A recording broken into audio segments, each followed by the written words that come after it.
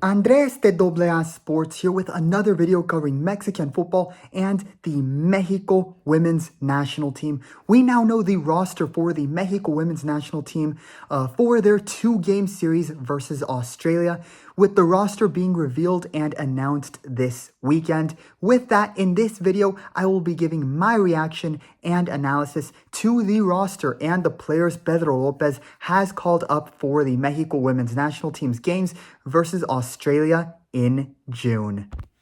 Before analyzing the roster, as always, if you enjoy my videos covering Mexican football and La Selección Femenil, leave a like and subscribe to support the channel, and it will help you stay informed on all my latest videos covering Mexico's national teams.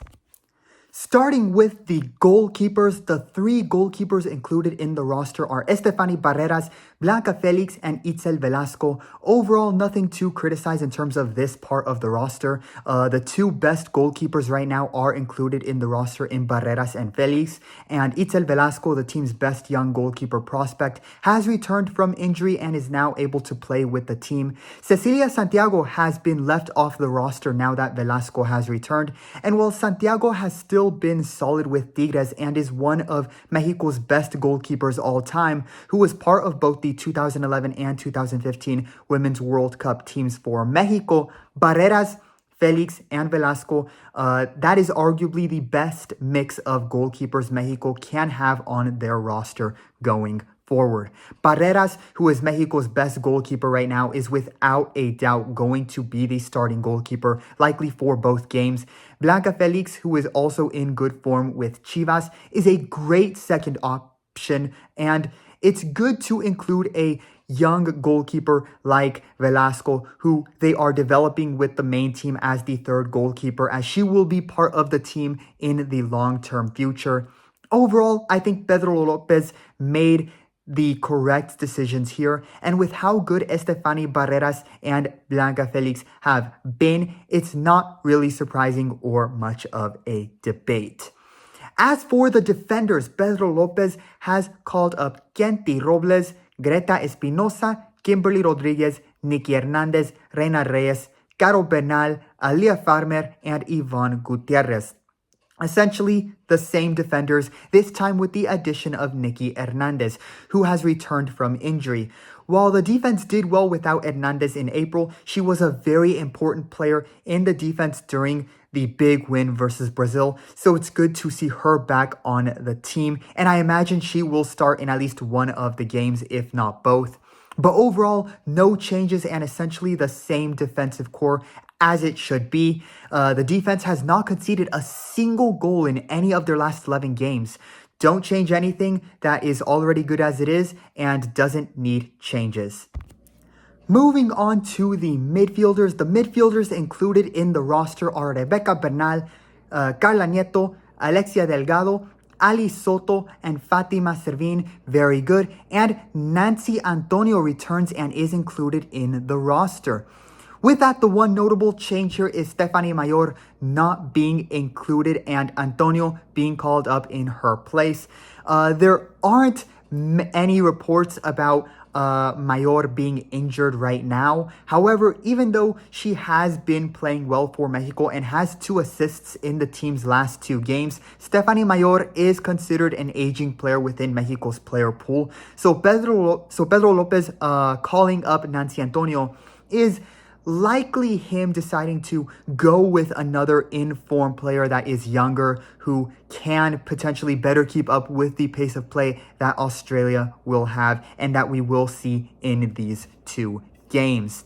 Overall, I don't think this is a bad decision, as Nancy Antonio has been very good for Club America and played a key part in America's first women's Conca Champions title, starting in both the semifinal and the championship final games. If you're going to make any small changes, which Lopez did, this is not a bad call-up by any means. Outside of the inclusion of Nancy Antonio, it is the same midfield core that Lopez has called up throughout the 2026 year so far, as it should be. Ali Soto is the best player that is under 21 years old on the team, and she had a great Liguilla with Rayadas de Monterrey, scoring in the first game of the Clausura final. Fatima Servin has also been solid for Rayadas. Rebecca Bernal and Carla Nieto are the two main defensive midfielders. And again, with how good the team overall has been playing, I agree that Pedro Lopez should not make any major changes to something that doesn't need to be changed. And any changes that are made should be small, which they are here, with an older player being left off for a younger player who enters these games after winning the Women's Conca Champions. And lastly, for the offensive front, Charlene Corral, Maria Sanchez, Kiana Palacios, Diana Ordóñez, Yasmin Cáceres, and Montse Saldivar have been called up, along with Nina Nicosia, who will be making her Mexico national team debut, called up for the first time. And this is where there is without a doubt the biggest surprise in terms of the roster in regards to a player who was not called up. Now, obviously, the first notable absence from the roster is Lisbeth Ovalle. She has unfortunately been ruled out with a hamstring injury. It's unfortunate to see, and hopefully she has a full and quick recovery. But on the positive side, a player who will be making her debut has been called up in Ovalle's place, Nina Nicosia. Nina Nicosia is an attacking midfielder playing for Pachuca Femenil, who was born in the United States in the city of Chicago. Her grandparents are Argentinian and her mom is Mexican, which internationally made her eligible to play for either Mexico, the United States, or Argentina. With this, she initially played for Argentina at the international level, making her debut in Argentina's 1-0 win versus Canada in 2025. However, after not being given much of a fair opportunity with Argentina outside of that one game under Germán Portanova, and now starting to love playing and being in Mexico, the country that gave her an opportunity to shine with Pachuca, she has decided to file a one-time switch to play and represent Mexico at the international level, now feeling that she has found her true place where she feels welcomed in Mexico. Happy to see that she has found her place in Mexico and that she has found success with Pachuca, where she has been a very good player for the team. I'm excited to see what she can bring to the national team, and I imagine she will be very motivated to prove that she can contribute at the international level and show that Argentina made a mistake in never giving her a fair chance. With that, welcome to the Mexico women's national team, Nina Nicosia.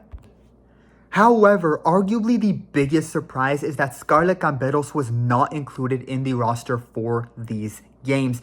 And this is the one decision that I do not agree with Pedro Lopez on.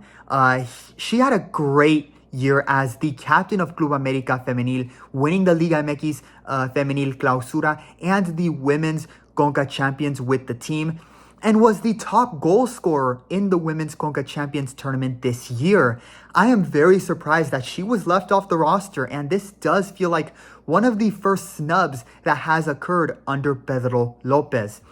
While I am okay with the idea of calling up Nancy Antonio and giving Nina Nicosia an opportunity, I personally wouldn't call either of them up over Scarlett Camberos right now. Hopefully this is just for these two games, simply to give Nicosia a chance, and we do see Camberos return to the roster for the CONCACAF Women's Championship. Montse Saldivar has fully recovered from her injury, and after winning the Women's Conca Champions with America, she returns to the roster. Good to see, and hopefully we get to see her and Ali Soto get significant playing time together. Ordóñez also returns from injury after not being able to play for Mexico in April and has been in strong form since making her return to play.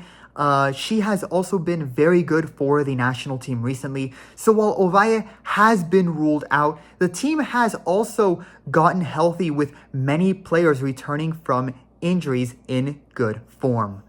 Outside of that, it's essentially many of the same players in the offensive front that have been called up recently. The only notable absence is Scarlett Camberos, which is one of the few exclusions that I have disagreed with in regards to Pedro Lopez's decisions.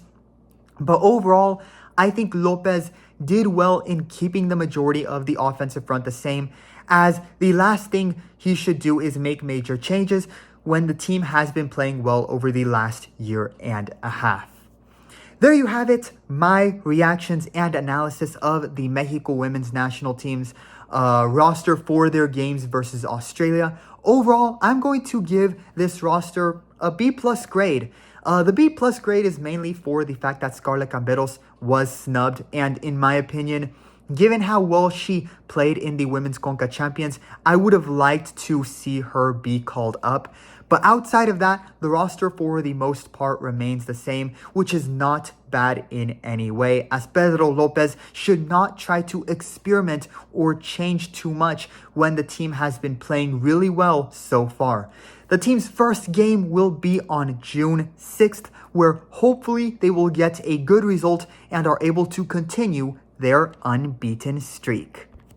Andres de AA Sports, let me know your opinions on the Mexico women's national team's convocatoria for their games in June in the comments section. Stay tuned in for more content covering Mexican football and Mexico's national teams, especially with the World Cup just a couple of weeks away now. Leave a like and subscribe to support the channel. Thanks for watching, and Viva Mexico!